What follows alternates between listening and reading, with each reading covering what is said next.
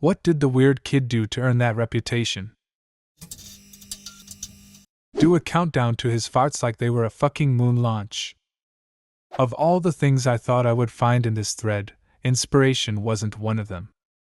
This kid in elementary school who had to be first at everything, and no, I don't mean like super competitive, in sports or whatever. I mean he had to be first in line, first in school, first out, etc. He would be in front of the school before it even opened to students, 6:30 a.m., class started at 7 a.m., waiting for that clock hand to touch 6:30 so he could sprint in and sit first in his class. He would sit near the very front of the class so he could be first in line. He would always, without a doubt, raise his hand as soon as the teacher asked a question to the class. Most of the time, he didn't even know the answer. The teacher would pick him and he'd start frantically looking for the answer or would make up shit. As soon as class ended, he would sprint across the whole school so he could be the first out the doors. Here's some more weirdness. Every day during recess, he would always hang out right next to the fence line closest to the school. As soon as the teacher would blow the whistle, he'd be right there immediately. The teacher would tell everyone to turn in their homework from the night before in this basket thing. He'd grab it and book it to go turn it in first.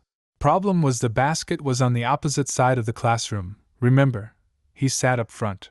More often than not, I remember some poor soul or chair or desk getting in his way and getting trampled.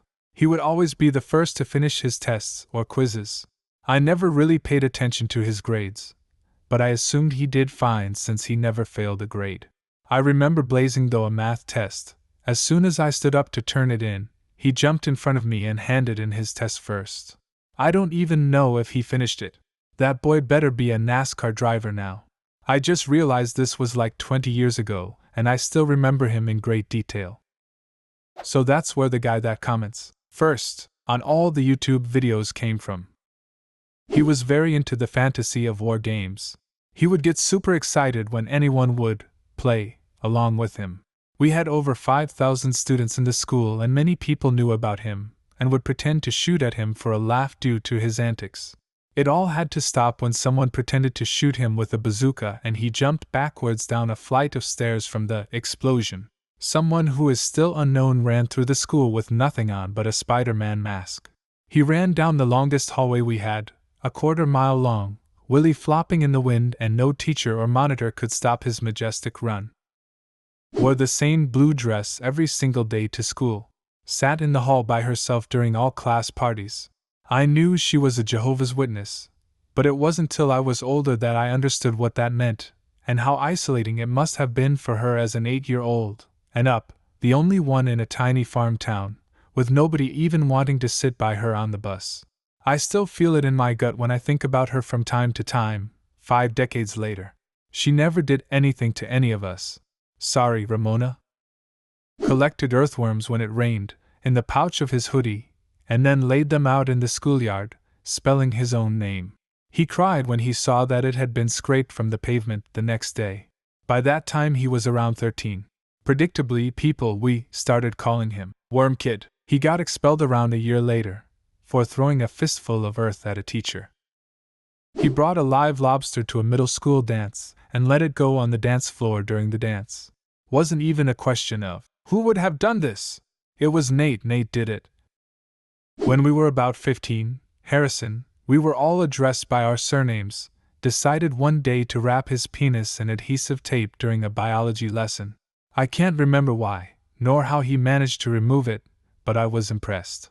He also held the record for stabbing into the desk between each finger of his outstretched hand with a compass, a very sharp point, as fast as possible, despite hitting a finger at least once. He later became a distinguished surgeon. I was the president of an improv club at my high school. The weird kid was a member. Now, remember that episode of The Office when Michael would interrupt every improv scene as a cop? It was like that, except this kid always had an evil dark magic theme. Characters in the scenes turned out to be his evil brother from the Dark Outlands.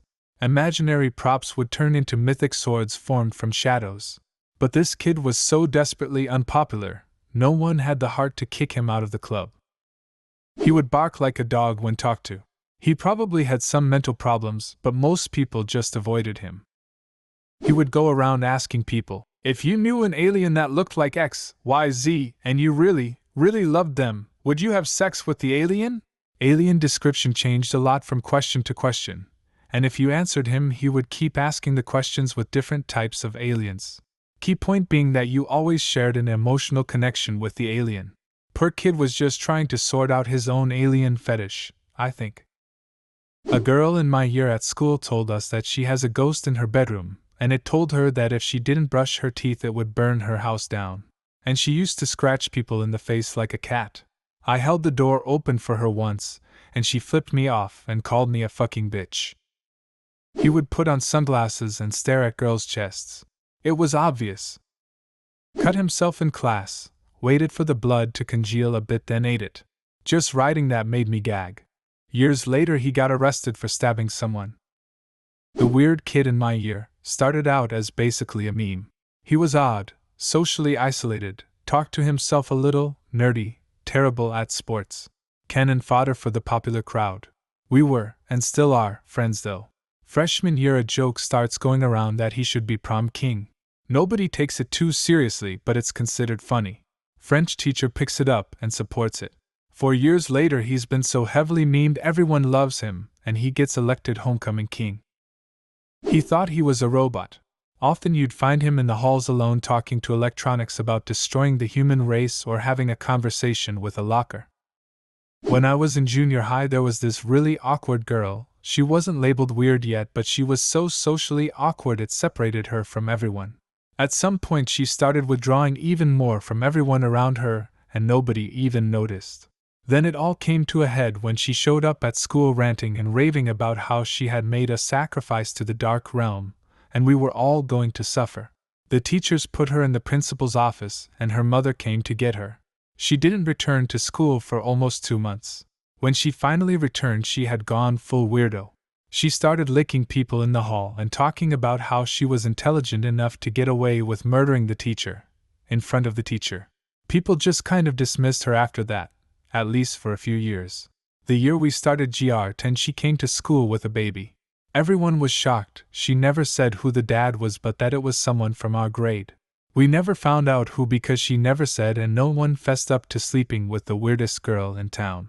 16 years later a friend who still lives in town told me the mystery had been solved. Her baby daddy was the former elementary weird kid who had been blessed with a godly puberty that we all wish for but never get, and retained all the best qualities of an amazing human. He had taken pity on her and befriended her quietly over the year, and they ended up hooking up once. Use protection, folks. He tried to do right by her, but 16 years later he took custody of the kid because her parents were just too old, and she was still incredibly weird, unstable. Set his arm on fire on a school trip to France. Sprayed his arm with deodorant for about a whole minute before getting someone to light it. It wouldn't go out until he used the tap in the bathroom to douse it with water. He ended up with blisters and permanent scarring. So the school trip ends and we go back to school the week after. All of a sudden me and 4 other kids get pulled into a classroom to be questioned by police and the head teacher. He basically told his mom that we did it to him. Obviously this did not stick, as we all had the same story. If I had Facebook I would look him up, see how life is for him nowadays. Let me introduce you to the Skittler. The Skittler was about 5 feet tall, had a beard in the 6th grade, and a mole on his entire right arm that also had its own beard. This is probably enough to make you a social pariah in middle school, but on top of that, he would do stuff like Naruto run, crawl on all 4s, and lay on his back and yell photosynthesis. Now you are probably wondering why he was called the Skittler? Well, he did all of this while wearing a huge camping backpack that was full of bags of Skittles and individual Skittles. He would sell Skittles to kids and he made a fucking killing doing it. The Skittler easily made like $50 a day selling Skittles out of his backpack that was almost as large as he was. Dude is probably the CEO of some company right now. Edit. Shit's coming back to me now. He would also lick the bottom of his shoe for $1. Hit on the yard duties. Pretend to give birth to basketballs. Fart loudly in class. Pole dance occasionally on stop signs. Come up behind you and sniff super loudly. The list goes on for the Skittler. We were freshmen in an urban high school. He made increasingly wild claims like he had a bunch of illegal automatic weapons. He made poison darts and blow guns. His sensei could outrun an arrow fired from a bow, and he was learning how to do it. He had a nitro kit in his Trans Am that he used to outrun police. He transferred to another school. The next I heard of him 2 years later, he had crashed into a brick wall and died while fleeing the police. The report said he lost control when he engaged his nitro kit. He had a notoriety for shitting his pants at least once a day and was super casual about it. I remember I was behind him in the hall one day when I saw a massive turd plop out of his short legs. He looked back at it and just kept on strutting. He was at a high level of not giving a fuck. Damn, you usually don't get to that point until you're old. He was known for doing a ton of odd shit, but the only one I personally saw was when he ate a piece of gum that was stuck to the bottom of a kid's shoe. This was in high school. We didn't really have a weird key. Ah shit, it was me. Do you have a similar story? Leave a comment and subscribe to the channel if you want to see more videos like this one.